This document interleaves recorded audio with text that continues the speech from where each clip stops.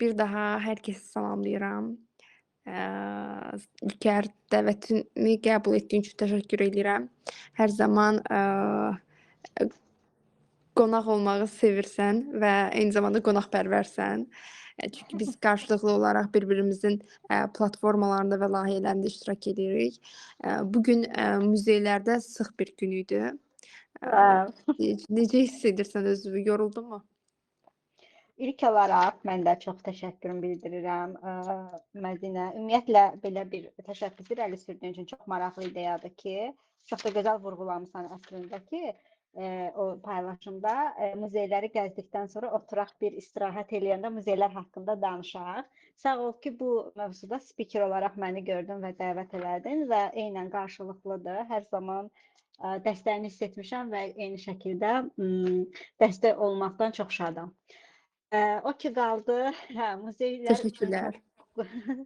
çox qonaqlı qaralı bir gün idi. Bizdə muzeylər günü adətən açıq qapı günü olur. Çünki bəzi böyük muzeylər ödənişli olduğu üçün insanlar üçün təbii ki, daha əlverişli olur ki, ödənişli şəkildə gəzsinlər. Mən hal-hazırda Səməd Vurğun Ev Muzeyində çalışıram. Bir qədər daha digərlərə nisbətən kiçik muzey hesab olsun, amma ev muzeyləri içərisində yetərincə geniş bir ekspozisiyaya sahibdir. Bizim də bugün qonaqlarımız çox oldu. 700-ə yaxın ziyarətçi qəbul etdik. Wow. Yəni böyüyündən, bəli, körpəsinə, balacasına qədər hər yaş qrupuna aid qonaqlarımız var idi. Bir xeyli yorulmuşam deyərdim, amma əminəm ki, bu söhbətimiz dərman kimi gələcək. Mən də inanıram buna. Və mən bu görüşün mahiyyətindən biraz bəhs eləmək istəyirəm.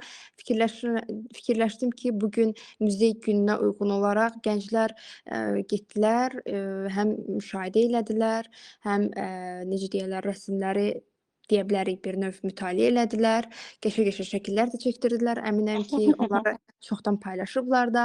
İndi istəyirəm ki, muzeylərin daha çox mənfi tərəflərini danışaq, problemlərini danışaq. Elə ona görə də şikayətlənmək deməyək buna, amma ilk sualım necəsə şikayətlənməklə bağlıdır.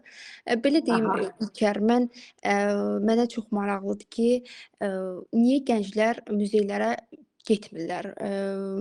Yəni əvvəlcə onu deyim ki, əslində təşviq olanda, hər hansısa bir necə deyim, PR aparılanda, bununla bağlı hər hansısa bir PR kampaniyaları olanda mən müşahidələrimə əsasən deyirəm ki, gedirlər. Məsələn, bu gün sənin dediyin kimi 700 nəfər iştirak edib sizin muzeydə, doğrumu? Bəli. Yəni bu günü məncə yüksək şəkildə dəyərləndiriblər. Bəs ümumiyyətlə gənclər muzeylərə niyə getmir və ümumiyyətlə niyə getməlidir ki? Bundan danışaq. Mədinə, icazənlə bu sualın başlanğıcına cavaba sənin sevdiyin bir sözün var. Bir neçə dəfə sənin dilindən eşitmişəm, onunla cavab verim. Sən belə bir şey deyirsən ki, insanları nəyə məruz qoysan, onun bəhrəsini görərsən. Bilmirəm, mən təhrif edəcəm yəqin ki, çünki sadəcə mən məhz olaraq Doğru dedin. Doğru dedin. Hə. İndi niyə getməlidirlər? İstəyirsən buradan başlayaq, sonra niyə getmirlər və yaxud da gedirlərmi? Bunu biraz sorğulayaq. Yəni muzey elə bir məkandır ki, muzeylər, yəni informasiya ala biləcəyimiz və yetərincə əlçatan olan məkanlardır və əlçatanlıqda belə bir haşiyə çıxmaq istəyirəm ki, muzeylərin heç də hamısı ödənişli deyil. Bunu da vurğulayım, bəlkə aramızda kimsə bilmir. Çünki bizim muzeyə bugün gələn 700 nəfərin demək olar ki, çox böyük, hətta hamısı düşünürdü ki, bizim muzey ödənişlidir və belə deyim də, açıq qapını bir növ yaxşı mənada fürsət hesab edib gəlmişdilər. Mən özüm əvvəl Azərbaycan Milli İncəsənət Muzeyində çalışmışam, 3 ilə yaxın. Hal-hazırda isə Səməd Vurğun Ev Muzeyində çalışıram. Bizdə böyük muzeylər bəli ödənişlidir və başa düşülən haldır ki, bəzən ödənişli olmağı müəyyən qədər yəqin ki, kütlənin getməsində müəyyən qədər problem yarada bilər bəlkə də. Amma yetərincə çox ödənişsiz muzeylər də var. Bunlar daha çox ev muzeyləridir. Yəni bu muzeylərə siz istənilən vaxt gedə bilərsiniz. Nəinki muzeylər gündə. Çünki muzeylər gündə istərsiniz axın olduğu üçün çox dolu olur və əslində o qədər də produktiv olmaya bilir, sizin gəzintiniz, ziyarətiniz. Çünki istər-istəməz, yəni, daha məhdud vaxtda sizə gəzdirirlər o ekspozisiyanı, amma daha sərbəst bir gündə gedəndə, yəni ödənişsiz muzeyləri deyirəm, siz daha rahat gəzə bilərsiniz. Ödənişlər də ki, təbii ki, yəni bəzi insanlar gedir, bəziləri yenə də gözləyir. Müəyyən açıq qapı günlərini, Gənclər Günündə də açıq qapı olur bəzən, sırf gənclər üçün. Belə. Və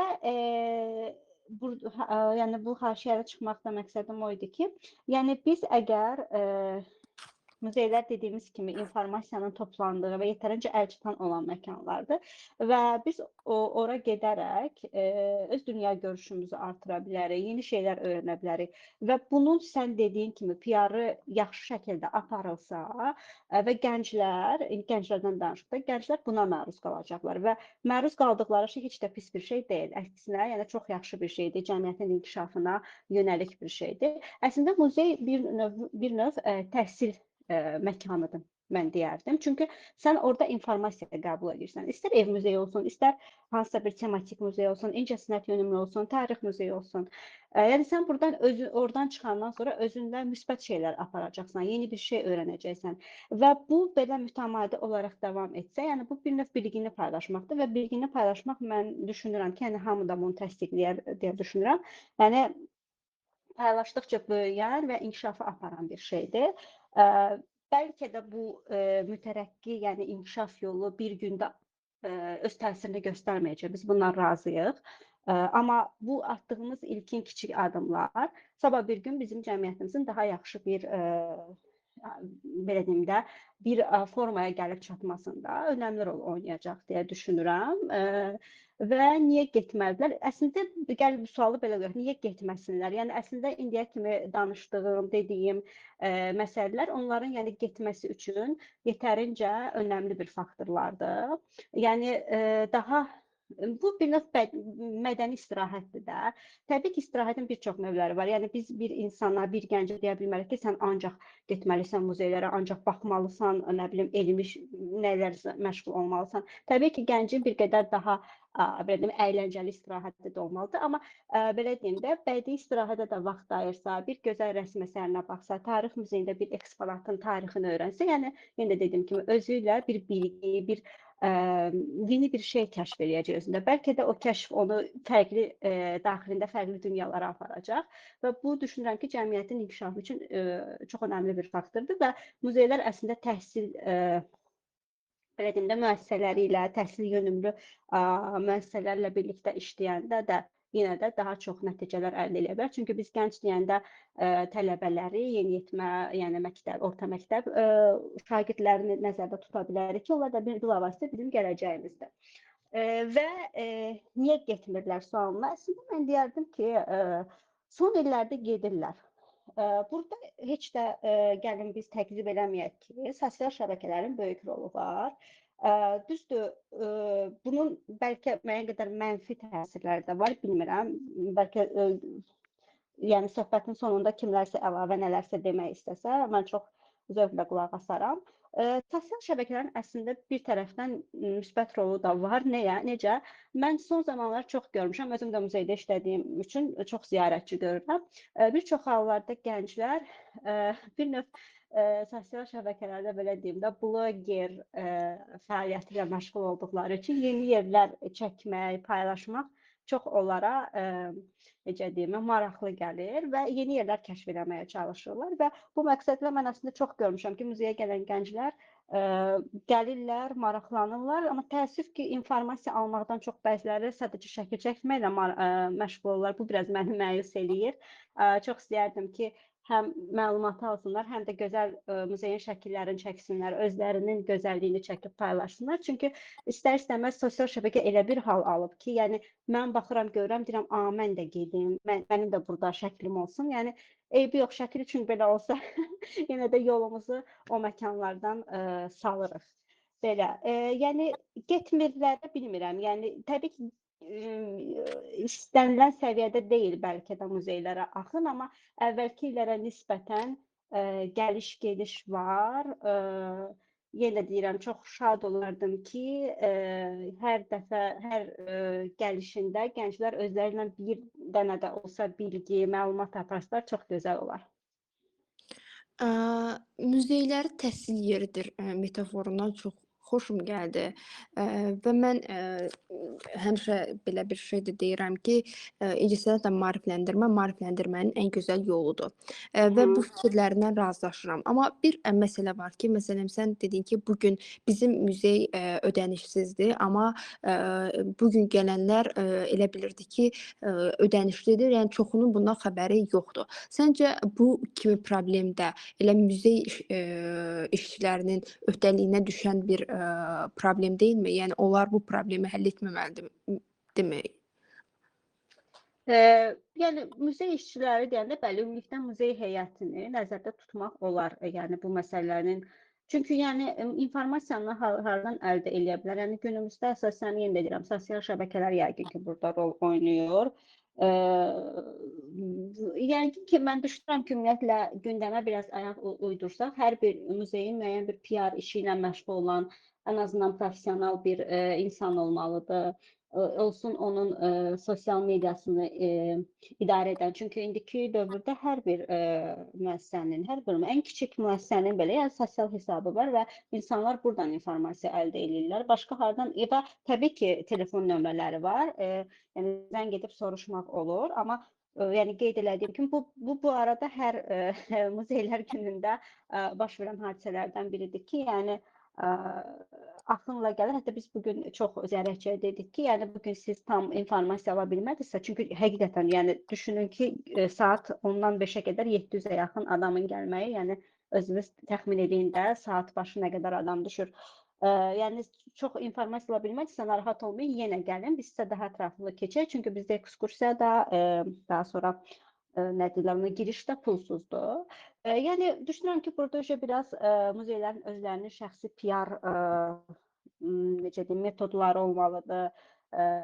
Bunları istiqamətləndirən professional insanlar olmalıdır. Bu da yəqin ki, bir qədər gedir büdcə məsələsinə gedir çıxır, muzeylərin maliyyələşməsi məsələsinə.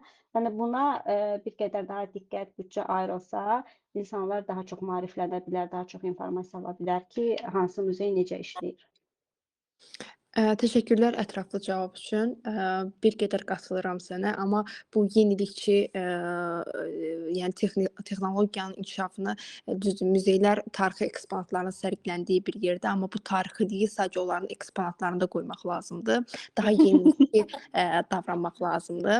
Elə mən Haklısın. bu yenilikçilik və innovativliklə bağlı bir sual vermək istəyirəm. Muzeylər daha geniş Aha. auditoriyaya, gənclərə, əlilliyi olan şəxslərə, fərqli təbəqələrə, ümumiyyətlə bu muzeylərin inklüzivliyini necə olmalıdır ki, digər şəxslər üçün də əlçatan olsun? Yəni bu sadaladığım əl çatmayan şəxslər üçün əlçatan olsun. Burda nə kimi innovativ yanaşmalar ola bilər? Yəni çox gözəl bir mövzuya toxundun. Çox sağ ol ümumiyyətlə bu sualı verdiyin üçün Mədinə. Hətta belə deyim də, bu yaxınlarda mənim çalışdığım muzeyə bir neçə gənc gəlmişdi, tələbə idilər. Yəni bir dərslə bağlı sorğu aparırdılar və muzeylərdə inklüzivliyi araşdırırdılar ki, yəni sizdə əlilliyi olan şəxslər üçün, fiziki məhdudiyyətli şəxslər üçün gəliş-gediş necə tənzimlənir? Təəssüf ki, hər muzeydə eynidir. Ümumiyyətlə, təəssüf ki, muzeylərdən başqa şəhərin müəyyən hissələrində də, yəni bildiyiniz kimi keçidlərdə falan pandusları heç yetərincə ürək açan vəziyyətdə deyil. Bu, yəni bizim əlilliyi olan şəxslərin hərəkətini məhdudlaşdırır və belə deyim də, təəssüf ki, bəzi muzeylərdə də bu problemlər yaşanır, amma yaşanmamalıdır. Çünki əgər biz muzeylərə əl çatan yəni ilk sualda, ilk sualın cavabında yəni muzeylər əl çatan dedim, amma burada belə bir təəssüf ki, belə bir qarşı fikirlərdə rastlaşırıq ki, heç də hamıya əl çatan deyilmiş demək ki. Çünki məsələn, belə deyim də, bəzilərində lift olmur və pilləkənlə hərəkət hər kəs üçün eyni dərəcədə əlverişli deyil. eyni şəkildə, yəni, və məsəl üçün eşitmə məhdudiyyətli deyək, görmə məhdudiyyətli şəxslər üçün də yeni innovativ yanaşmalar ola bilər ki, hətta olmalıdır ki, ən azından gələcəkdə, yəni artıq bu işlər başlansa gələcək yönümlü o 5 il, 10 il sonra bunların ola bilmə ehtimalını ən azından biz nəzərdə tutarıq. Ki məhz o cür eşitmə məhdudiyyətli olsun, görmə məhdudiyyətli vətəndaşlarımız da gəlib informasiyanı əldə edə bilsinlər. Yəni bunun üçün uyğun infrastrukturlar, innovativ yanaşmalar olmalıdır. Yəni hamı üçün əlçatan olmalıdır da, yalnız müəyyən bir kəsim üçün yox. Aydındır, təşəkkürlər. Bəs, bu inklüzivliklə bağlı hər hansı bir, yəni, Azərbaycanda elə bir sərgi və yaxud da muzey varmı ki, bu inklüzivliyi, nümunəsində onu göstərək? Yəni daha böyük muzeylərdə məsəl üçün liftlər var, hansı ki yerimə məhdudiyyətli şəxslər daha rahat istifadə edir. Çünki muzeylərin pilləkənləri heç də yəni rahat deyil təbii ki. Yəni böyük muzeylərdə istər-istəməz siz mərtəbələrə qalxırsınız. Bu yəni təbii ki əlverişli olmur.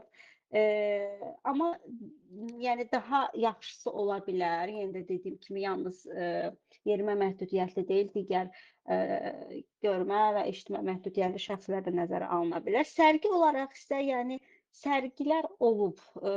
Mən Milli İncəsənət Muzeyində işlədiyim zaman da deməli görmə məhdudiyyətli şəxslər üçün daha doğrusu bir sərgi təşkil olunmuşdu və o inklusiv bir layihə idi. Sərgidə yəni tablolarla yanaşı bir neçə, 3 əsərin, daha doğrusu 3 əsərin görmə məhdudiyyətli şəxslər üçün belə deyək də xüsusi bir şəkildə təqdimi var idi ki, onlar toxunaraq müəyyən bir əsəri orada başa düşürdülər, hiss edirdilər. Hətta yəni onlar toxunaraq özləri deyirdilər ki, burada at var, burada adamın başıdır, məsələn. Yəni belə olur bəzən bu cür sərgilər, amma daha çox ola bilər təbii ki. Burada əslində yəni muzeylərlə olsun, qaleriyalarla olsun, müəyyən sırf belə deyim də, həmin şəxslərlə işləyən qurumların əməkdaşlığı olunmalıdır. Onlara aracılıq belə deyim də olunmalıdır. Müəyyən resurslar buna ayrılmalıdır, maddi ki, yəni bu cür layihələr olsun. Davamlı olsun da, yəni bunun nəyinsə xatirinə bir dəfə elədik, 2 dəfə elədik, yox, davamlı olsun. Artıq bu bizə ənənə halına gəlsin də. Yəni ildə ən azından bilək ki, bir neçə dəfə belə bir sərgi olacaq və ümumiyyətlə belə sərgi olacaq. Yəni sərgilər daha artıq inklüzivləşməlidir. Eyni zamanda bu cür ümumi ictimaiyyətə açıq olan məkanlar. Təşəkkürlər, fikirlərinə razıyam. Və mən yeni bir suala keçmək istəyirəm ki, bu hansı ki pandemiya dövrünü əhatə edən bir sualdır. COP29 dövründə COP29 yox. Covid dövründə bir çox yəni yerlərin bağlanması incəsənətdən də yan keçmədi. Amma bu eyni zamanda bir çox yerləri inkişaf elətdirdiyi kimi incəsənəti də inkişaf elətdirdi. Hansı ki bu dövrdə virtual turlar daha çox necə deyirlər, mod oldu və insanlar daha çox bu rəqəmsal arxivlərə yönəlməyə başladı. Və ümumiyyətlə səncə bu təcrübə davamlı olacaq və fiziki ziyarətin yerini tamamilə ala bilərmi bu virtual turlar? Əgər belə bir hal baş verərsə, bu muzeylərə nə kimi təsir göstərə bilər? Ümumiyyətlə incəsənətə necə bir təsir göstərə bilər? Mən şəxsi fikrimi, subyektiv fikrimi bildirsəm, mən düşünmürəm ki, hər hansısa bir əsəri canlı görmək, onu virtual şəkildə görməklə bərabər olsun. Təbii ki, ya bu çox gözəl bir şeydir. Yəni informasiya, texnologiya artıq inkişaf eləyib də. Yəni bunu biz illər əvvəl təsəvvür belə eləyə bilməzdik ki, mən Azərbaycanda oturum, dünyanın hansısa bir yerində, hansısa bir muzeyin ekspozisiyasını görə bilim.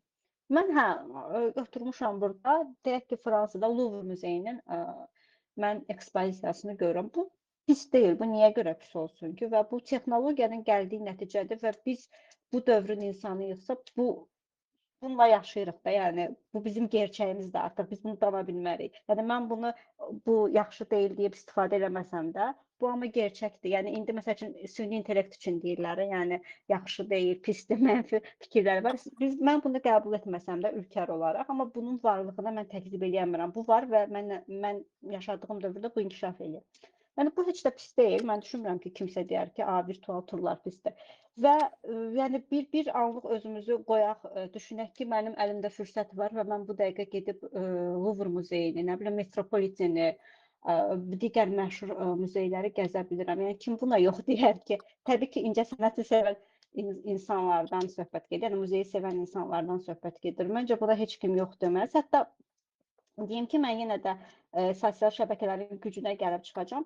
İndi onsuz da səyahət eləmək də çox belə deyim də geniş yayılmış bir tendensiyaya çevrilib. Yəni biz sosial şəbəkənin müəyyən məşhur üzvlərinin, blogerlərin, yəni səyahətlərinə baxırıq və biz deyirik ki, biz də gedək, gəzək, eləyək.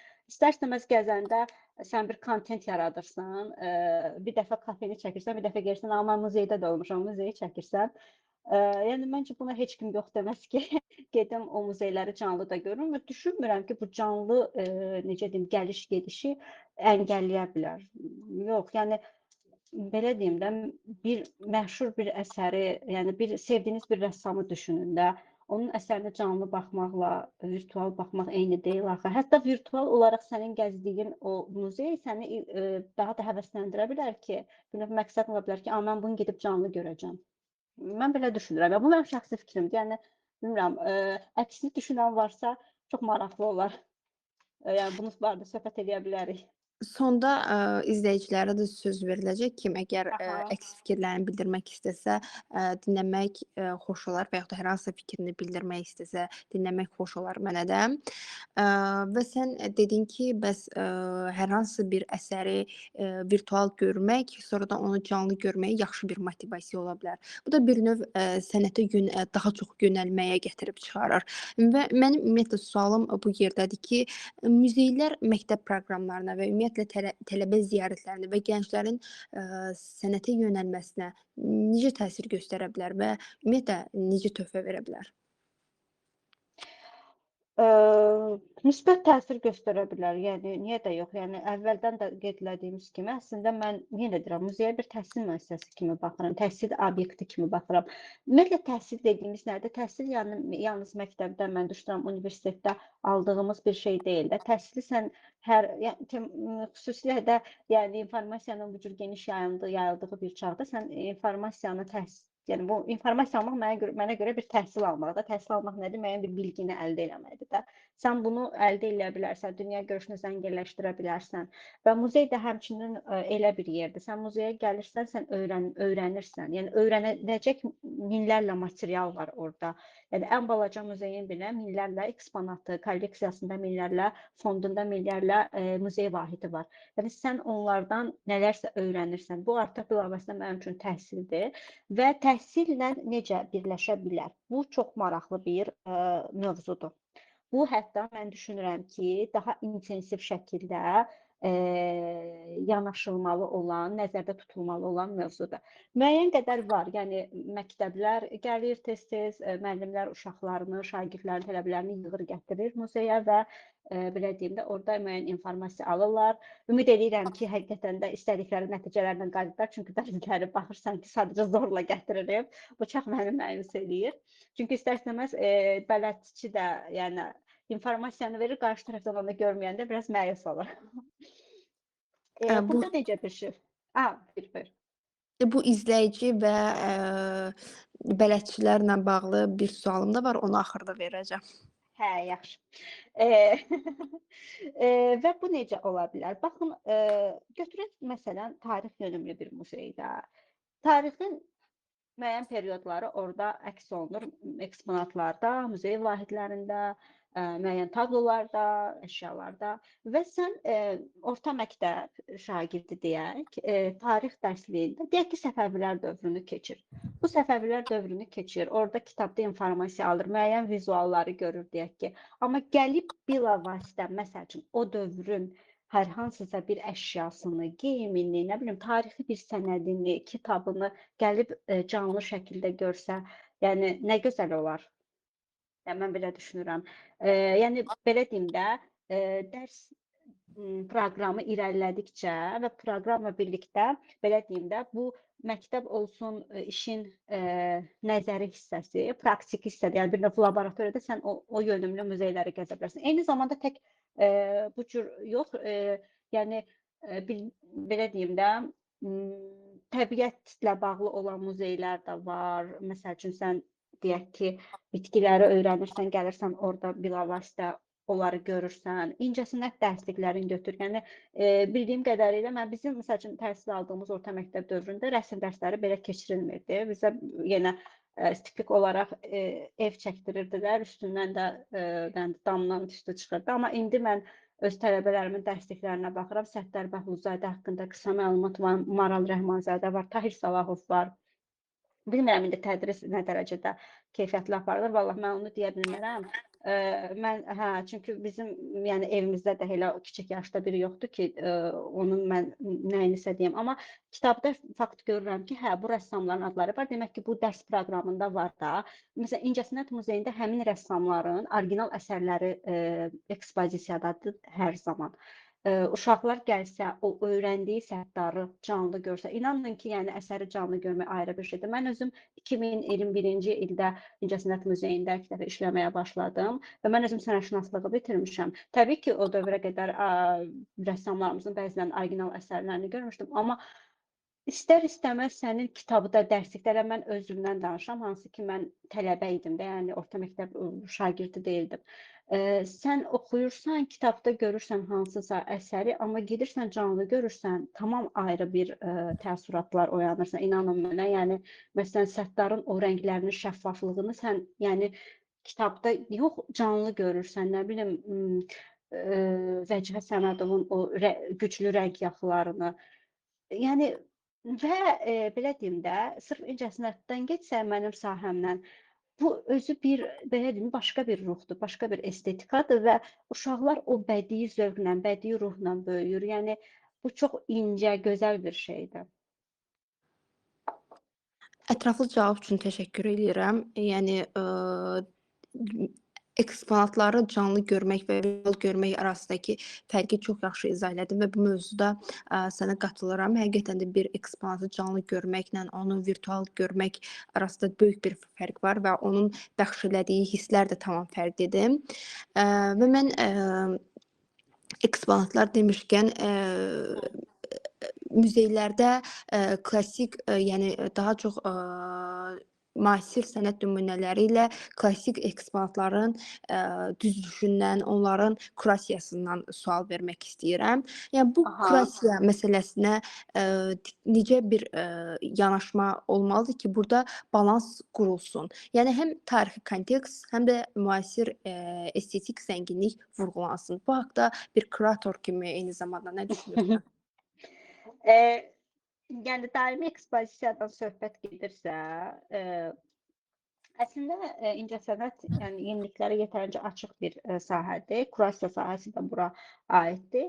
Məsəl üçün ola bilər ki, xronoloji ardıcıllıqla düzülə bilər. Yəni sənin ekspozisiyada müəyyən bir marşrut olur da. Sən muzeyə daxil olursan və müəyyən bir marşrut var, o üzrə hərəkət eləyirsən. Elə sən zal, məsəl üçün hər zalda müəyyən baxıcılar var. O baxıcılar səni istiqamətlənir ki, indi bu zala keçirsiniz, bu zala keçirsiniz. Bu nəyə görə var? Yəni muzeylərə gedəndə də yəqin ki, şahidi olmusunuz. Çünki o müəyyən bir xronoloji ardıcıllıqla ola bilsin düzülüb. Məsəl üçün sən qədim dövrdən gəlirsən müasir dövrə və sən həm o incəsənətin keçdiyi tarixi periodu görürsən. Məsələn, mən İncəsənət Muzeyində işləyəndə Azərbaycan bölməsi ayrı bir binadaydı. Orada ibtidai dövrdən başlayırdı, gəlirdi, çıxırdı orta əsrlərə, daha sonra gedirdi Sovet dövr rəssamlıq və daha sonra Sovet dövrünün o bir qədər artıq 50-ci illərdə underground rəssamlarımızın yaradıcılığı ən üst mərtəbədə deyən sən bilavasitə Azərbaycan incəsənətin tarixini elə bil ki, gəzdin, keçdin, gördün ki, bu hansı inkişaf mərhələlərdən keçib gəlib. Yəni bu cür düzülə bilər və yaxud da ola bilər ki, bir qədər daha yenilikçi ekspozisiyalar ola bilər ki, orada yəni müəyyən bir dialoq şəklində qurula bilər ekspozisiya. Məsəl üçün, qədim dövr əsərlə yanaşı, məsəl üçün, qədim dövrdə deyək ki, ana ilahi obrazı arxeoloji qazıntılar zamanı tapılan bir deyək ki, fiqurdur, heykəltaraş, kiçik plastika nümunəsi daha doğrusu qoyulub və onunla eyni zalda sən bugünkü gün hansısa bir rəssamın, müasir rəssamın, müasir bir sənətçinin modern, abstrakt və yaxud da konseptual işini görə bilərsən ki, o necə yanaşıb bu mövzuya. Məsələn, belə bir şey ola bilər. Bu da bir belə deyək də, kurasiya, qurulma, ekspozisiya quruluş forması ola bilər. Yəni adətən ümumilikdə götürəndə amma xronoloji ardıcıllıqla gedir ki, ziyarətçi üçün də yəni aydın olsun, açıq olsun. İkinci vurğuladığım daha müasir bir yanaşmadır. Bu daha ola bilər ki, məsəl üçün Yarat kimi və yaxud da digər müasir incəsənət məkanları kimi hansı ki, sərgi ekspozisiya qurur bir 6 ay, 7 ay o sərgi orada durur və orada məsəl üçün hansısa bir müəyyən müasir yanaşmalar olur ki, hə, ziyarətçi burada artıq dialoq şəklində analiz eləyir ki, bu dövrdə belə idi, indi belədir. Bu cür, yəni belə deyə bilərəm. Aydındır. Bayaq bir mövzuya toxundun, bələdçi və Aha. ziyarətçi mövzusuna və mən bayaq Telegram kanalının söhbəti başlatmazdan əvvəl Əli Novruzovun kanalında belə bir şikayət gördüm ki, Əli Novruzov yazır ki, bugünkü muzeylər günü haqqında internetdə şərhlər görürəm və muzey işçilərinin ziyarətçilərə qarşı kobudluğu və nəzakətsizliyindən şikayət var. Və mən Milli İncəsənət Muzeyindən də danışdım. Elə orada yəni bələdçilərin kobud yanaşmasını xatırladım. Düşündüm ki, bu sualı indi verməyin yeridir. Sən ümumiyyətlə bir bələdçi kimi işləyirsən sən muzeydə? Bəli, bələdçi. Əminəm ki, sən ziyarətçilərə qarşı çox həssas yanaşırsan, onlara yaxşı ətraflı məlumat verirsən. Zaten məsələn elə muzeylər var ki, onlar həqiqətən də yanaşması çox xoşdur. Məsələn, Milli İncəsənət Muzeyini mən çox sevirəm bu baxımdan, Xalça Muzeyini çox sevirəm bu baxımdan. Ev muzeylərindən bir neçəsinin adını çəkə bilərəm ki, bu baxımdan çox sevirəm, amma Milli İncəsənət Muzeyində mən də belə bir problemlə qarşılaşmışdım. Düzdür, indi Əli Novruzovun yazdığı yazıda belə Milli İncəsənət Muzeyi ilə bağlı hər hansısa bir problem yoxdur. Ümumi olaraq bildirib onda.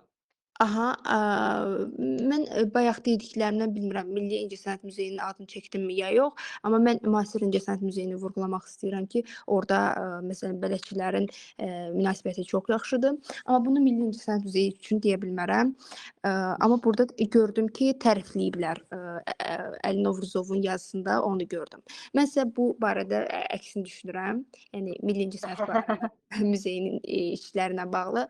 Sən bu barədə nə düşünürsən? Yəni bələdçilər və ziyarətçilər arasındakı münasibət necə olmalıdır və bu gün həqiqətən də belə bir kobud rəftar ümumiyyətlə varmı?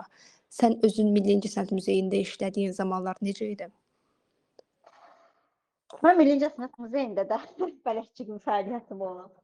Eyni zamanda bizim maraqlı tədbirlərimiz olurdu, orada iştirak edirdim. Valla bunun subyektiv bir fikir bildirmək biraz yanlış olar. Çünki məsələn, sən deyirsən ki, kimsə deyir ki, yox, İncəsənət Muzeyində elə bir kobud rəftar yoxdur, amma sən deyirsən ki, mən bununla razılaşmıram. Demək ki, bu biraz fərdi yanaşmadır. Ola bilər ki, məsəl üçün orada bələdçidə bir dənə deyil axı da. Yəni sən hansı bələdçiyə rast gəlmirsən, o hansı bələdçiyə rast gəlib, o necə bir gün olub bilmirəm. Yəni buna subyektiv fikir söyləmək məncə biraz düzgün olmaz. Amma ümumilikdə götürəndə əlbəttə ki, bir növ muzeyin işçisi belə deyim də ev sahibidir və sənin evinə sanki qonaq gəlir. Qonağa necə rəftar edirsən, ona da elə rəftar etməlisən.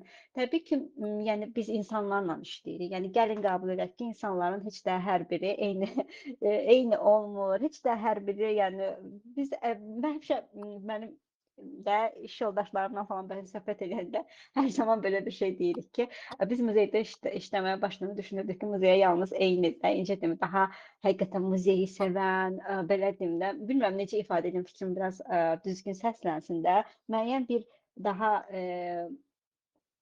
informativ, daha dünya görüşlü şəxslərimiz düşünür ki, Aydındır, muzeyə mən gəl. səni Hə, anladım, hasılı deyil. muzeyə gəlir. Amma bəzən ya insanlarla işləyirik, bəzən fərqli nüanslara da, fərqli situasiyalar qarşısında rastlaşırıq və biz orada bizim əslində emosional olaraq bir fikir bildirməyimiz düzgün deyil. Mən orada ülkər deyiləm. Mən məsəl üçün ola bilər ki, muzeydən kənar, orada hər hansısa bir rəftara başqa cür cavab verə bilərəm. Bu mənim şəxsimdir, bu mənim fərdimdir. Kobud ola bilərəm bəlkə daha aqressiv cavab verə bilərəm. Amma mən muzeyin içərisində, mən muzeyin simasıyam, mən muzeyin işçisiyəm. Mən məsəl üçün bu muzeyin simasıyam. Mən oradakı bələdçi ülkərəm. Yəni mən çöldəki ülkər deyiləm və mən orada nə qədər çətin situasiyalarla da qarşılaşsam, mən emosiyalarımı bir kənara qoyub daha rasional, daha məntiqli hərəkət etməliyəm. Əgər yox, mənim həll edə bilməyəcəyim bir situasiya yaşanırsa, müdiriyyət var, onunla əlaqə saxlamalıyam. Yəni artıq orada lazımdırsa, lazım olan ölçü götürülür. Yox, burada kiçik, yəni müəyyən bir nüanslardırsa, hə, olur da, hamının başına hər bir sahədə, iş sahəsində belə hər kəs insanlarla işləyir və insanların hər biri fərqlidir. Və sən hər cür situasiyalara rastlaşa bilərsən. Bu həyatdır yəni. Bunu bir növ yaxşı şəkildə necə deyim, yoluna qoymağı bacarmalısan. Yəni sən orada muzeyin simasısan, o cür davranmalısan. Amma ziyarətçilər də bəzən muzey işçilərini başa düşsə, gəlin bu səfər də muzey işçilərinin problemlərindən danışaq. Muzey işçilərini də başa düşsələr çox gözəl olar. Bəzən yəni biz özümüz də çox fərqli situasiyalarla rastlaşırıq. Yəni deyirik ki, yəni fərqli olsaydı necə yaxşı olardı. Yəni bir-birimizi qarşılıqlı başa düşsə, əslində çox gözəl olar. Yaşadığın belə qeyri-adi paylaşmaq istədiyin bir təcrübə varmı? O əslində ümumi olaraq belə deyim, bizim həmişə aramızda zarafat olaraq belə bir məsələlər var ki, suallar. Çox fərqli suallarla rastlaşırıq. Məsəl üçün ekspozisiyadır. Bizdə müəyyən bu arada yəni bələdçilər özlərindən belə deyim də informasiyalar kəşf edib orada söyləmirlər. Hər bir muzeyin ekspozisiya mətni olur və o araşdırılır. Elmi araşdırmalar tərəfindən, oradakı elmi işçilər tərəfindən araşdırılıb yazılan, təsdiqlənən, müdiriyyət tərəfindən təsdiqlənən mətnlərdir. Və biz bələdçilər o mətnləri öyrənib sizə məlumat veririk. Bilmədiyimiz, sizin ola bilər ki, siz oradan elə bir sual çıxara bilərsiniz ki, o məlumat bizdə yoxdur, biz onu araşdırıb yenidən belə deyim də, yeniləyə bilərik həmin mətni ki, yəni bu sual bizim gözümüzdən bəlkə qaçıb, yəni bəlkə də ola bilər, yəni insanlıq halıdır, amma adətən yəni oradakı ekspozisiyadakı bütün ən xırda detala qədər, bütün eksponatların tarixi haqqında məlumat, niyə ordadır, necə ordadır, haradan gəlib, bunlar hamısı olur. Amma bəzən məsəl üçün mən İncəsənət Muzeyində daha çox nə ilə rastlaşırdım? Yəni məsələn 17-ci əsr orijinal bir tablo göstərirsən də, Hollandiya və yaxud da 19-cu əsr orijinal rus rəssamının işidir. Əsər qalır kənarda, çərçivədən sual verir ki, çərçivə də o vaxtdan qalıb. Çərçivəni kim qoyub? Bu məlumat bizdə yoxdur və bu məlumat bizdə niyə də olsun, yəni mən sənə orada Şişkindən danışıram, əsərdən danışıram. Bu arada yəni ekspozisiya o deyil ki, yəni orada bir zalda yüzlərlə eksponat ola bilər və mən orada hamısını sənə danışmaya bilərəm. Yəni danışsam onda gərək saatlarla oradadılar. Ümumi məlumat verir, maraqlı məlumatlar verir və ziyarətçi xüsusi maraqlanan, məsəl üçün deyək ki, ədəbiyyatı sevir, gəlib Səməd Vurğunun muzeyinə, incəsənəti sevir, gəlib İncəsənət muzeyinə, xüsusi maraqlandığı bir məqam varsa, bu artıq tematik ekskursiya gedir bu arada. Yəni sən onu daha dərindən, çünki qarşındakı bunu səndən tələb edirsən də onu eləməlisən də. Yəni informasiya verirsən, sənin burada işin budur da, yəni. Sən orada daha detallı verirsən məlumatı da. Amma bir də görürsüz elə bir detal sual verirsən. Bu ehtiyac yoxdur da. Yəni məsəl üçün ev muzeylərinə gəlirlər, çox şəxsi suallara gedirlər. Yəni şairin şəxsiyyəti və yaxud da bəstəkar olsun, rəssam olsun da ev muzeyində onun yaradıcılığı, onun keçdiyi yol, onun həyatı qalır bir kənarda. Belə bir şəxsi suallara gedib çıxırlar ki, hansısa bir internetdə hansısa bir məlumat görüblər, gəlirlər onlar ki, belə bir şey oxumuşuq, düzdür. Bu çox üzr istəyirəm, bu heç etik deyil. Bəzən çox qeyri-etik suallar olur ki, deyirlər ki, filan kəsdən filan şey düzdür. Bu düzgün deyil. Bu show biznes yəni səviyyəli sualları bir kənara qoyub, yəni xahiş edirəm muzeylərə gələndə daha nə informasiya götürün özünüzlə, maraqlı bilgi götürün.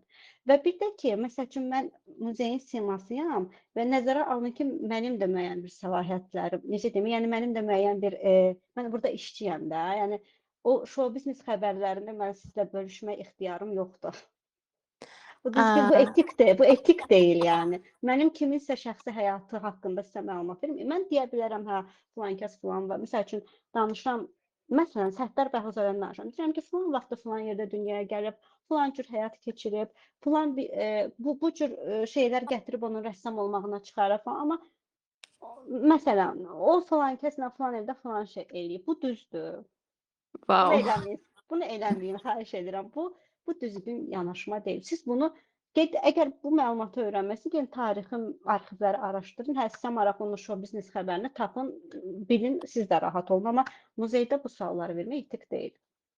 Kimin bir, Cavabını sorry, çox üzr istəyirəm. Kimin buyur, ilk buyur. keşfi kim olub? Kimin birinci həyat, çox üzr istəyirəm. Kimin birinci həyat yoldaşı kim olub? O ondan neçə dəfə evlənib, bu bundan neçə dəfə boşanıb? Bu nəyə lazımdır axı? Yəni adamın orada necə böyük bir yaradıcılığı var. Cavabında sonda bir xahiş bildirdin və ümid edirəm ki, bu insanlar bu elə bir yəni bu xahişi yerinə yetirə biləcək bir yerə çata bilərlər. Muzeylərə gəldiyi zaman Ümid edirəm. turistləri narahat edəcək suallar verməzlər və mən səndən bir məsləhət istəyəcəm, hansı ki, ziyarətçilərin muzey təcrübəsindən maksimum fayda əldə etmələri üçün onlara nə kimi məsləhətlər verərdin? Onlara maksimum dərəcədə. Yəni birinci növbədə belə deyim. Muzeyə bu arada ekskursiya istəyib istəməməyiniz sizin özünüzdən asılıdır. Siz sadəcə muzeyi gəzmək də istəyə bilərsiniz. Və yaxud da ola bilər ki, bu sizin həmin muzeyə artıq ikinci, üçüncü gəlişinizdir. Bu normaldır. Yəni sadəcə sizdən soruşulur. İstənilən muzeyə girəndə sizdən soruşulur. Ekskursiya istəyirsiniz. İstəmirsinizsə problem deyil, amma zaten sizin yanınızda hər zaman sizi müşahidə edən bir şəxs olur. Yəni sualınız olsa onu ünvanlayırsınız da və o sizə cavab verir. Və sual verməkdən qətiyyən çəkinməyin. Yəni bəzən olur görürəm ki, gənclər gəlir belə utana-utana. Yəni istəyirəm deyim ki, sual verin, narahat olmayın. Buyurun, əlbəttə. Yəni bəzən deyirlər ki, üzr istəyirəm. Onlar əlbəttə onlar, yəni biz burada onun üçün varıq. Siz bizə sual verməlisiniz. Yəni sual verməkdən çəkinməsinlər. Şəkil çəkirsiniz, çox əla, çox gözəl. Yəni indiki dövrdə yəni sosial şəbəkələr çox aktivdir. Paylaşırsınız, bizə də maraqlı olur, izləyirik. Bizim muzeydən belə bir paylaşım olub. Biz də çox sevinirik yəni. Amma yəni orada da eksponatlara heç bir muzeydə eksponatlara toxunmayın, xahiş edirik. Toxunma dediyimiz halda toxunanlar olur. Bunu da eləməyin, xahiş edirik. Çünki siz toxunursunuz, sonra bizə söz gəlir. Bu düzgün deyil. Yəni onun üçün deyirdim ki, qarşılıqlı bir-birimizi başa düşməliyik. Eksponatlara heç bir yerdə toxunmaq olmaz. Çünki onlar adı üstündə eksponatdır. Tarixi əhəmiyyəti var. Bəziləri əsrlər əvvəldən qalıb. Yəni düşünün siz nəyə toxunursunuz. Orada bilirsiniz necədir? Hansısa bir onlar hamısı dövlət əmlakıdır. Muzeylərdəki hər bir şey fonda daxil olmuş dövlət əmlakıdır. Yəni əksəriyyəti ən azından. Ekspozisiyaya qoyulubsa bu 100% fond məhsuludur da, belə deyim, fond vahididir. Və siz orada hər hansı ən kiçik bir zərər həm sizi, həm muzeyin müdiriyyətini, hər kəsi, yəni belə deyim də, məsuliyyətindədir, artıq məsuliyyətə cəlb olunur və o inanılmaz dərəcədə, yəni çox çətin bir məsələdir, çox həqiqətən də düşünə bilməyəcəyiniz qədər. Buna görə muzeylərdə ehtiyatlı olun. Yəni sizə əgər zal baxıcısı, ekskursiya aparan bələdçi müəyyən təlimatlar verirsə, demək ki, bu belə olmalıdır. Yəni bunu yəni anlasaq qarşılıqlı çox gözəl olar. Şəkildəki çəkdirin, çox gözəl. Amma yəni məqsədiniz sırf şəkil çəkdirmək üçün bu da başa düşürəm, amma bunu da qınamıram. Yəni bu da ola bilər. Gəncik, geyinirik, bəzənirik, gəlirik, gözəl məkanlarda şəkil çəkdirmək istəyirik. Yəni bu ekskursiya ilə bunu ayıraq da, yəni ya bunu eləyirsinizsə, əvvəlcədən bunu eləyək, ya da ki informasiyanı alaq, bir dəfə də gələk qəşəng şəkillər çəkdirək. Çünki ikisi bir arada bəzən olmur.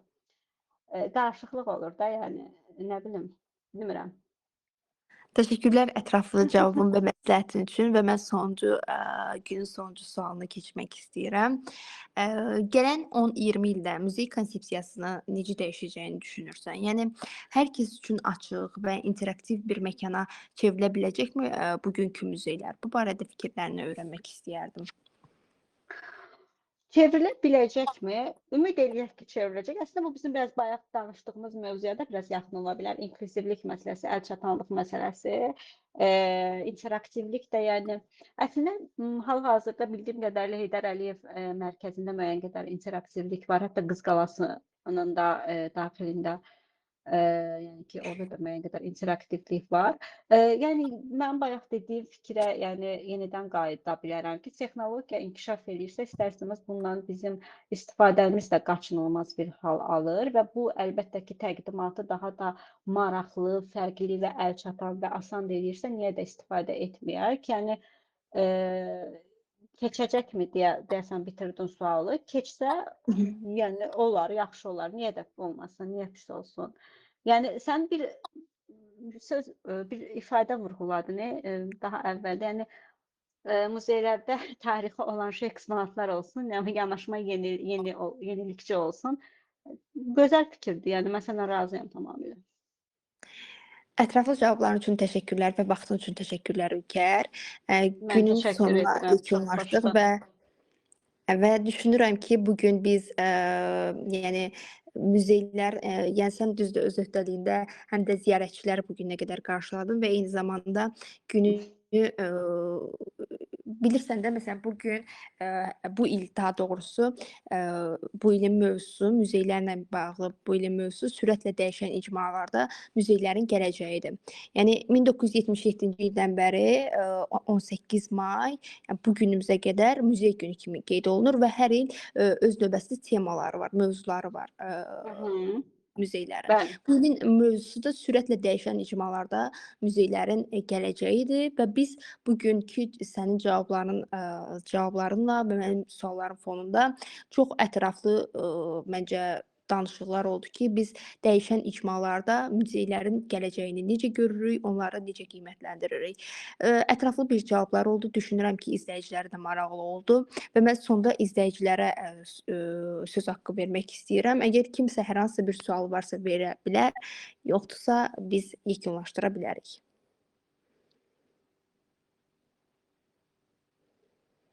Tunay bəy, məsələn, siz bu gün muzeylərə getdiniz. Səhv etmirəmsə Estoniyada yaşayırdınız. Yəni necə müşahidə elədiniz? Əgər bu barədə fikirlərinizi bizlə bölüşmək istəsəz, çox maraqlı olar. Əslində çox maraqlı olar. Şəxsən mən özüm başqa bir ölkədə muzey ziyarəti təcrübəm yoxdur və başqa ölkələrdə, muzeylərdə olanlar olubsa çox maraqlı olar. Biz hətta müqayisə apara bilərik. Siz orada yeniliklər görmüsünüzsə, Bakıda onlar yoxdursa, Azərbaycanda daha doğrusu yoxdursa, üzr istəyirəm. Yəni nələr olsa daha maraqlı olar. Məsəl üçün bu mənim şəxsən özüm üçün də maraqlı olar, çünki mən yalnız Azərbaycanda muzey təcrübəm var. Albina xanım bir dəfə demişdi ki, Azərbaycanda elə düşünməyin ki, muzeylər bahadır, xaricdə də bahadır. Tunay bəy bu barədə nə fikirləşir? Mən də maraqlıdır. Buyurun Tunay bəy, söz sizdədir. Salam, axşamınız xeyir. Axşamınız xeyir. Axşamınız xeyir. Belə çox mən dünən istifadə elədim. Burada dünən elə bil ki, muzey günündən əvvəl bir günə axşamı, muzey axşamı deyirlər. Normalda muzeylər axşam 6-da bağlanır da. Həmin gün axşam saat 11-ə qədər açıq olur və pulsuz idi. Nə Mən maraq. həmin ərəfədə indi Tartu şəhərində yaşayıram. Oradakı 3 dənə muzey gəzdim, bir dənə botanika bağına getdim. Gəzmişəm xeyli. Mənim gördüyüm ən böyük fərqlərdən biri əslində də bayaq siz orada danışdınız ki, əslində muzeyə getmək, muzey təcrübəsi, muzey bir vərdiş olmalıdır da bu. O da uşaqlıqdan bəlkə də bizə aşılanmalıdır. Mənim ən çox təcrübələndiyim şey oldu ki, muzeylərin hansından gedirəmsə gedim, çoxlu uşaq var. Yəni çoxlu uşaq gətiriblər. Ya məktəbdən gətirirlər, ya valideynlər özləri ilə bərabər gətirirlər. Və muzeylərin içində uşaqlar üçün xüsusi yerlər var.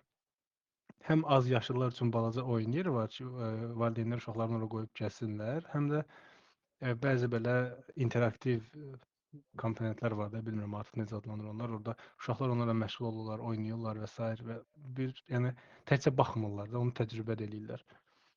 Mənə elə gəlir ki, bizdə də bu məktəb vaxtından uşaqları belə ekskursiya aparmaq, muzeylərə aparmaq, tez-tez ya xüsusi günlərdə bir vərdiş halına gəlsə, biz də muzeyə bu qədər uzaq düşməliyik də. Mən özüm yəni universitetə girəndən sonra universitetdə oxuyanda artıq muzeylərə getmişdim və artıq biraz gec idi sanki də, yəni nə edəcəyimi bilmirdim. Bu mənim gördüyüm birinci təcrübə bu idi. Mən Azərbaycanda, yəni Bakıda olduğum muzeylərdə, yəni uşaqlara aid xüsusi bir şey görməmişəm. Hətta mən muzeydə uşaq görməmişəm. Bilmirəm buraxırlar ya yox. O biraz şeydir də, yəni fərqlərdən biri idi mənim gördüyüm. Mən əslində Ülkər xanıma bir sual vermək istəyirdim ki, Aha, muzeyə buyurun. gəlməmişdən qabaq necəsə hazırlaşmaq lazımdır. Yəni tutalım ki, Səməd Vurğun muzeyinə gəlməmişdən əvvəl mən nə etməliyəm? Yəni sıfır məlumat ilə gəlsəm daha yaxşıdır, yoxsa internetdə oxuyub, araşdırıb, sonra gəlib orada görsəm, hansı daha məsləhətlidir? Ya əslində mən orada müəyyən bir fərq sizə deyə bilmərəm. Yəni sıfır məlumatla da gəlsəz, ən azından yetərincə, yəni əsas bilgilərlə qayıdacaqsınız. Bundan əmin olun. Yox, yəni sizin əvvəldən də məlumatınız varsa, bu da çox gözəldir. Amma ola bilər ki, internetdən və yaxud da hardansa oxuduğunuz məlumat ola bilər ki, biraz müzakirəyə açıq ola bilər, mübahisəli ola bilər, düzgün olmaya bilər bəlkə də. Siz orada onu vurğuladınız deyək ki, hə, əgər düzdürsə, yəni bəlkə deyəcək ki, bəli, düz vurğulayırsınız. Yox, səhvsə, orada artıq deyəcək ki, hə, bu belə deyil, biraz belə olub. Hə, məsələn, bu məsələ belə deyil, belə olub. Yəni onun elə bir, yəni deməzdim, fərqi var. Yəni ki, istənilən halda, yəni gələ bilərsiniz, hamıya açıqdır muzeylərimiz. Bu arada uşaqlarla bağlı dediniz. Əslində şeydir, var, uşaqlar gətirilir. Yəni dediyim kimi, bir də görürsünüz ki, müəyyən bir siniflər birləşir, gətirilir, baxılır. Amma ki, mən yenə deyirəm, özüm xaricdə olmamışam, təəssüf ki, hələ ki. Amma belə baxıram, görürəm və yaxud da sizin kimi də, yəni xaricdə artıq müəyyən təcrübəsi olan dostlarımla, tanışlarımdan eşitdiyim qədərlə. Orada müəyyən mənə elə gəlir ki, bu arada mən burada tam qəti deyə bilməyəcəm olmadığım üçün biraz daha yanaşma fərqli ola bilər. Bizdə bəzən nə pis olur, bir neçə sinifi birdən şey edirlər, birləşdirirlər və hətta həmin gün bir neçə muzeyi gəzirlər və daha çox foto çəkirlər ki, də, yəni biz bu gün bu muzeydə olduq və uşaqlar da istər-istəməz uşaqları mən başa düşürəm. Uşaqların hamısının fikrini toplamaq bir yerə, müəyyən bir eksponata, müəyyən bir nə bilim zala çox çətindir. Düşünürəm ki, müəyyən bir qruplarla gəlsə, yəni bir sinif ən azından gəlsə falan, yəni daha effektiv ola bilər. Mənə elə gəlir ki, biraz xaricdə orada yanaşma biraz başqa cürdür ki, yəni uşaqlar həqiqətən informasiya ilə qayıdırlar. Bizdə bəzən hə çox yaxşı siniflərlə də rastlaşırıq. Baxırsan ki, uşaqlar elə ağıllıdır, elə gözəl cavabdır. Bəzən də uşaqlar o qədər yorğun gəlirlər ki, başqa muzeylərdə gəziblər falan. Uşaqlara özümüzün belə ürəyimiz ağrır ki, bu yorğundur axı, mən buna nə danışım. Uşaqlarla bağlı, uşaqların muzeylərinə getməsinə bağlı bir şey demək istəyirəm ki, mən indi bir video gördüm Müasir İncəsənət Muzeyindən. Qarşısında uzun bir sıra var və əksəriyyətdə uşaqlardır. Yəni düşünürəm ki, indi Azərbaycanda uşaqları muzeylərə həvəsləndirirlər və bununla bağlı bir çox addımlar atırlar. Elə mən özüm Milli İncəsənət Muzeyinə axırıncı dəfə gedəndə orada uşaqlar gəlmişdi. Yəni məktəbli uşaqlar bir qrup şəkildə gəlmişdi və mən onları uzaqdan müşahidə edəndə gördüm ki, onlarda böyük bir həvəs var və yəni özləri iştirakçılıqları yüksəkdir.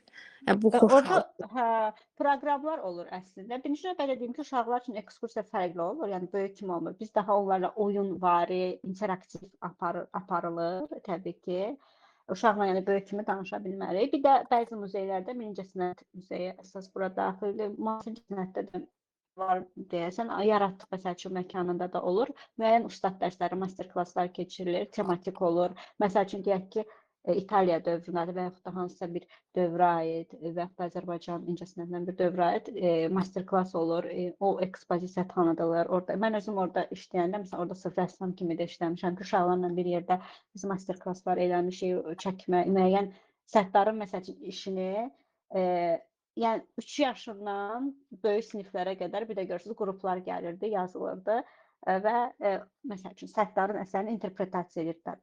İnanın ki, ən gözəl nümunələr 3-4 yaşlı uşaqlardan çıxırdı. Çünki onların otokontrol deyilən bir şey vardı. Onlar o qədər şüursuzluq səviyyəsində, bunu səhv mənada başa düşməyin. Yəni o qədər o instinktlə, uşaq instinkti ilə rəngləri qatırlar, elə fərqli bir şeylər çıxır ki, ən çox sevdim. Hətta bəzilərini mən öz arxivimdə saxlamışam. 3-4 yaşlı uşaqların işləri çox möhtəşəm olurdu. Hətta orada bizdə olurdu müəyyən bir mətin nağılların falan səsləndirilməsi olurdu. İbrətamiz təbii ki, uşaqlara müəyyən də müsbət mesajlar ötürəcək. Biz orada səsləndirmələr edirdik bəzən. Yəni o var. Yəni əvvəlki dövrlərə nisbətən uşaqların axını olur. Məktəblər bir də görürsüz gəlirlər, yəni. Aynen, çox yaxşı. Təşəkkür edirəm cavabınız üçün. Mən açığı dediyim Tamam. çox Bakıda çox muzeyə getmədiyim üçün, yəni keçən il lap köhnə vaxt getmişəm deyə yadımda qalmayıb. Hə. Hə, Bir də aha. əvvəl deyəsən biraz daha, yəni son illərdə çox var. Yəni ola bilər siz getdiyiniz dövrlərdə daha az rast gəlmisiniz uşaqlara, ola bilər. Haqlısınız Siz burada. siz onu uşaqlarla bağlı belə bir təcrübəni bölüşün ki, o masa qoyarlar, uşaqlar boyayır da nəsə kağızlar, Bəli. qələmlər filan. Monk muzeyində olanda orada elə bir xüsusi bir masa var idi, amma o uşaq Aha. həm də böyüklər üçün idi. Ne gözəl. Masanın üstündə belə çıxıntı formasında əsərlər var idi deməli. Kağızı qoyurdun onun çıxıntının üstünə, bu qələmlə belə rəngləyirdin. O kağızın üstündə həmin əsərin rəngi çıxırdı da konkret. Nə maraqlı. Belə maraqlı bir şeydi. Mən orada uşaqlarla bərabər oturdum. Bir iki dənə rəsmi də düzəltdim. Nəyə də xatirə kimi saxlayıram. O yaxşı bir şeydi, maraqlı bir şeydi. Mən özümə də Əlbəttə maraqlı idi yəni. böyüklər üçün də maraqlı bir təcrübədir. Bədii bir istirahət olur. Özləri nəsə yaradırlar. Çox maraqlıdır. Bir də Mədinə xanım qiymətlərlə bağlı soruşdunuz. Qiymətlər açığı çox baha deyil. Baxırım bəzi muzeylərə, məsələn Estoniyanın ən böyük muzeyi var, milli muzeydir. 15 avrodur giriş. Yəni məsələn orada tələbələrə, gənclərə, yaşlılara xüsusi endirim olur, amma normalda belə 15 avrodur. 15 avroda Mənə yəni buranın hesabı ilə yəni ucuz bir şeydir, baha deyil.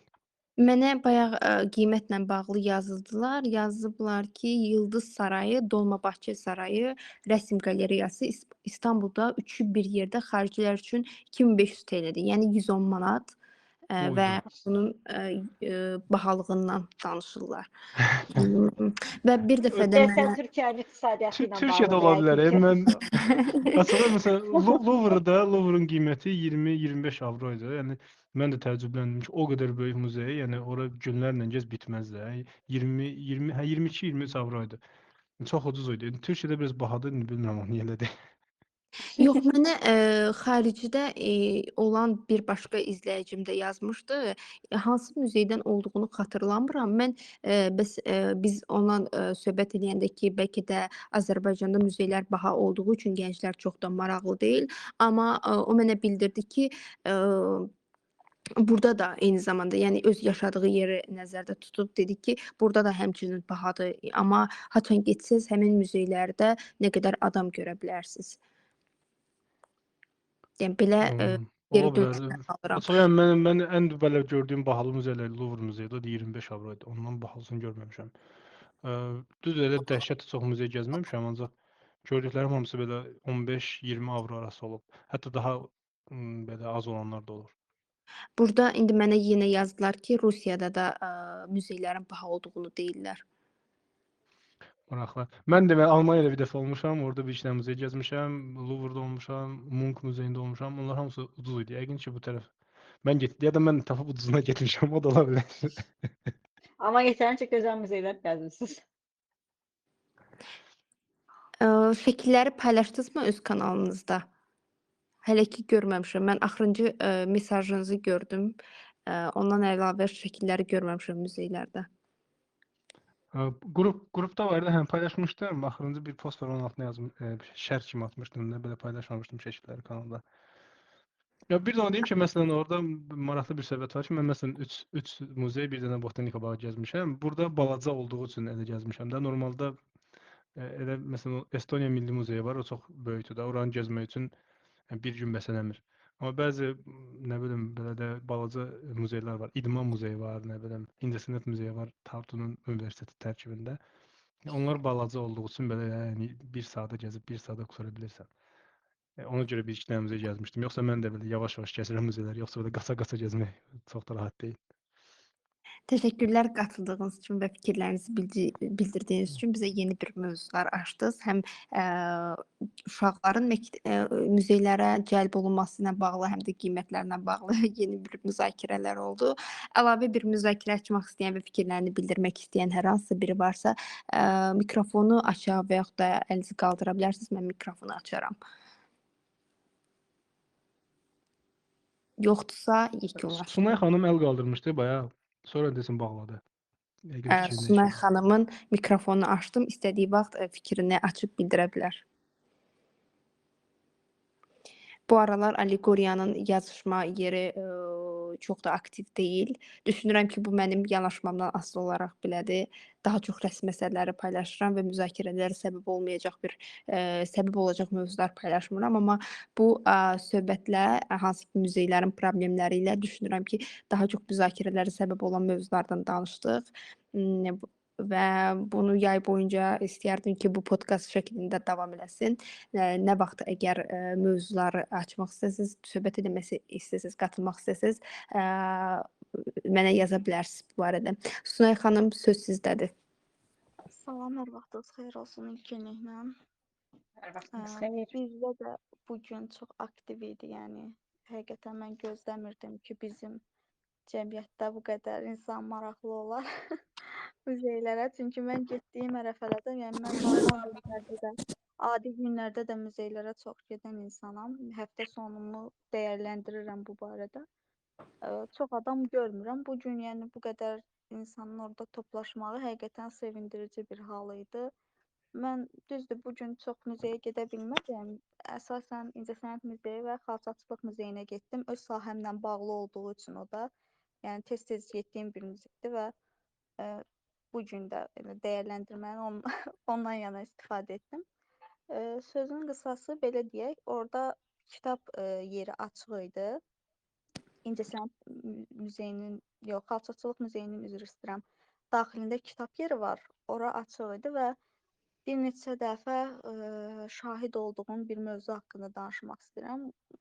Uşaqlar gəlirlər. Ümumi şəkildə hər biri əlbəttə ki, fərqli ailələrdən gəlir, amma orada problem yaradır. Necə davranış şəklin, yəni necə deyim, sanki tez-tez gəlmirlər deyə oradakı eksponatlara necə davranmaq lazımdır bilmirlər və orada bir çox vəzifəli şəxs, necə deyim, oradan məsul olan şəxsin problem törədirlər də. Bu cür yanaşmaları görəndə artıq başa düşürəm ki, əslində həm valideyn, həm də təhsil mərkəzləri uşaqları daha çox təşviq eləməlidir ki, belə yerlərdə olmağa.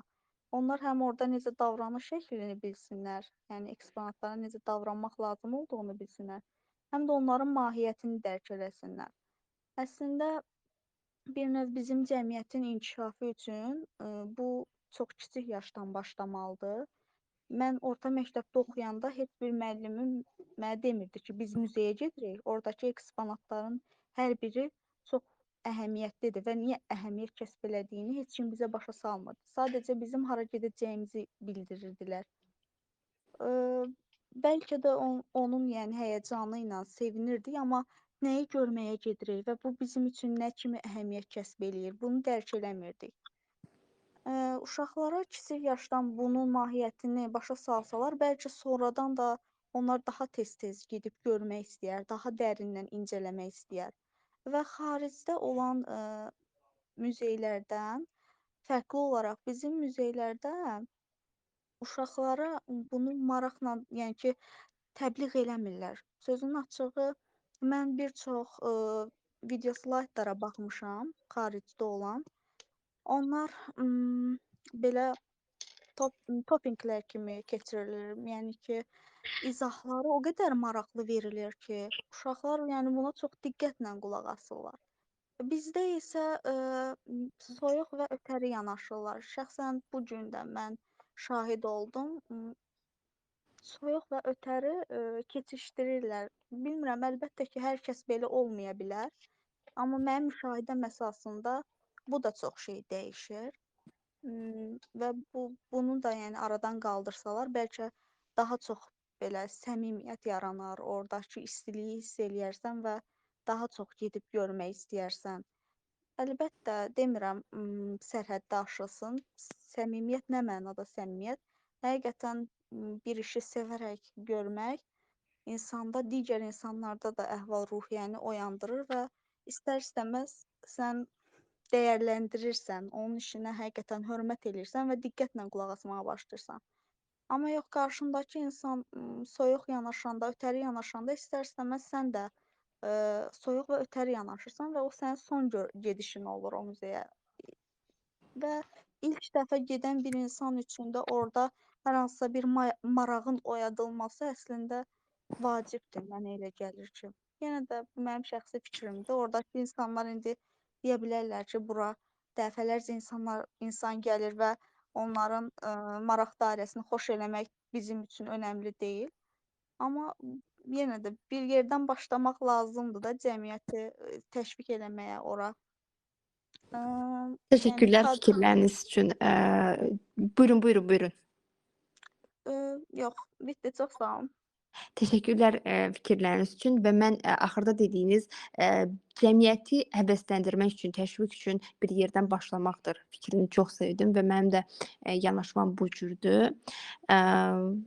Çox interaktiv söhbət olduğunu fikirləşirəm. Ülker, siz barədə nə fikirləşirsiniz?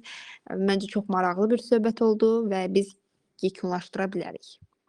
Mən öz şəxsim adıma deyə bilərəm ki, çox zövq aldım, dincəldim, yorğunluğum keçdi, çox xoş oldu. Danışdıq ümumilikdə. Təşəkkür edirəm bir daha dəvətiniz üçün. Mənim deyə biləcəyim ancaq bunlardır. Xoş təəssüratlarla ayrıldım. Axarlı olsun və belə deyim də, bu cür söhbətlər çox olsun, danışaq. Bir növ terapiya kimidir. Art terapiyadır bizim üçün. Eynən, mən də buna qatılıram və bundan sonra söz verirəm ki, daha çox olacaq belə söhbətlərimiz. Dostlar, vaxtınıza görə incəsənətə olan hörmətiniz, dəyəriniz üçün təşəkkür edirəm. İnanıram ki, çox həftə sonunu çox incəsənət dolu bir gün kimi keçirdiniz. Təşəkkürlər, sağ olun. Sağ olun.